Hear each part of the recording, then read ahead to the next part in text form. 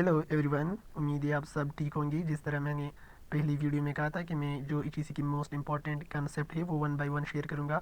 तो आज हमारे पास 4 इम्पॉर्टेंट कंसेप्ट है जो पास पेपर में आई हुई है।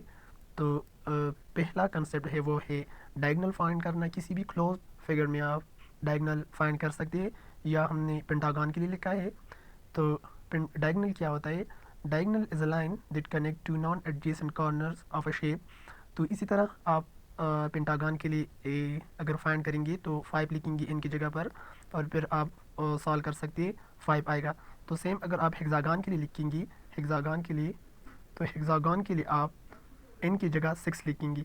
तो इससे तकरीबन 6 इंटू 6 माइनस 3 डिवाइडेड बाई 2, इससे तकरीबन 9 आता है। तो हेक्सागन में टोटल डायगोनल 9 बन सकते हैं, और पेंटागन में टोटल डायगोनल 5 बन सकते हैं। तो ये पहला कंसेप्ट था। अच्छा, और जो दूसरा कंसेप्ट है ये पिथागोरस थ्योरम फार्मूला है, और इससे हम ट्राइंगल फाइंड कर सकते हैं। आपको वैल्यू गिवन होगी, और आपको कहा होगा कि ये ट्राइंगल है या नहीं है। तो अगर सम इक्वल और ग्रेटर देन एच स्क्वायर आता है इससे, तो फिर ये ट्राइंगल होगा। अगर इन दोनों के सम एच स्क्वायर से कम आता है तो ये ट्राइंगल नहीं होगा। फॉर एग्जांपल 7 गिवन है, 5 गिवन है और 12 गिवन है। इस तरीके से किसी में क्वेश्चन आती है कि ये ट्राइंगल है या नहीं है। तो सबसे पहले आपने इन दोनों की स्क्वायर लेना है, ठीक है। 7 का स्क्वायर अगर हम लेंगे तो ये 49 बनता है। अगर 5 का स्क्वायर हम लेंगे तो ये 25 बनता है, इज इक्वल टू, और 12 का स्क्वायर 144 बनता है। तो इस तरह हम ये दो जो है ये हम ऐड करेंगे, इसकी एडिशन से 74 आता है, और ये 144 है।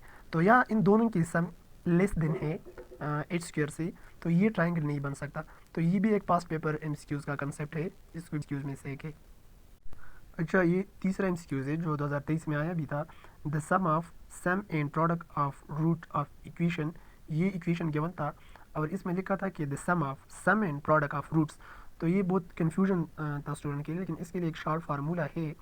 और ये क्वाड्रेटिक इक्वेशन गिवन होता है यहाँ पर, ठीक है। तो ये एक क्वाड्रेटिक इक्वेशन का ये एक जनरल क्वाड्रेटिक इक्वेशन है, और ये एक क्वाड्रेटिक इक्वेशन गिवन है आप लोगों को।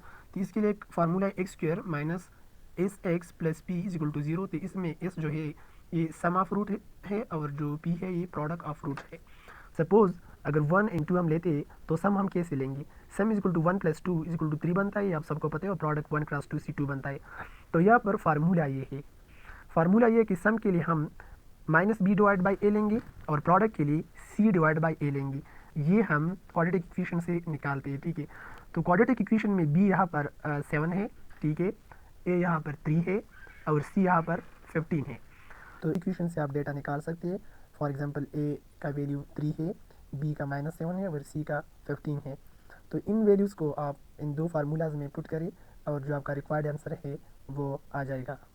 बी की जगह पर -7 पुट कर सकते हैं जो इक्वेशन में गिवन है, और ए की जगह -3 पुट कर सकते हैं।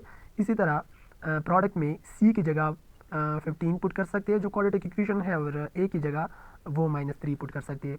तो इस तरह आप फार्मूले के मुताबिक यहाँ पर माइनस है, ठीक है, ये माइनस आप लिखेंगे।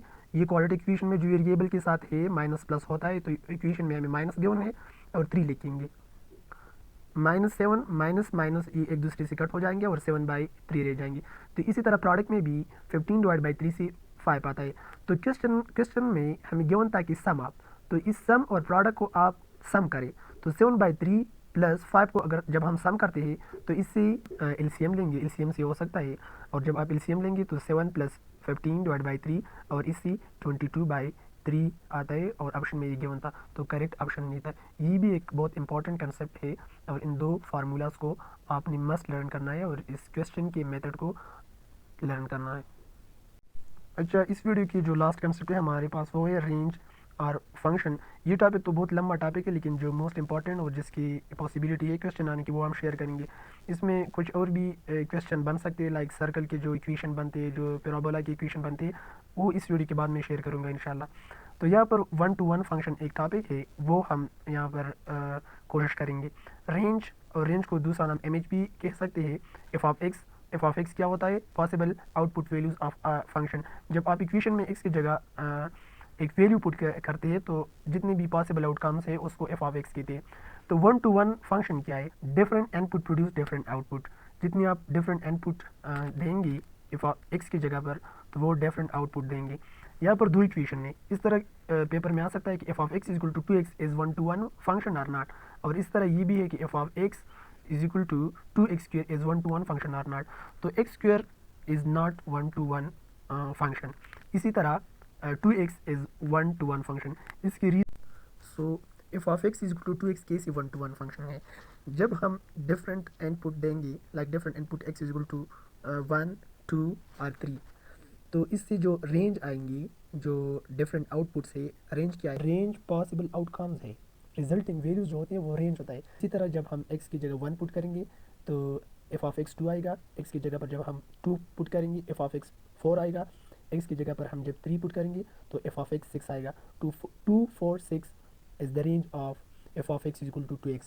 So f of x is equal to 2x को हम 1-to-1 फंक्शन कह सकते हैं। 3x gives a unique output. इसी तरह f of x is equal to 2x square is not 1-to-1 function.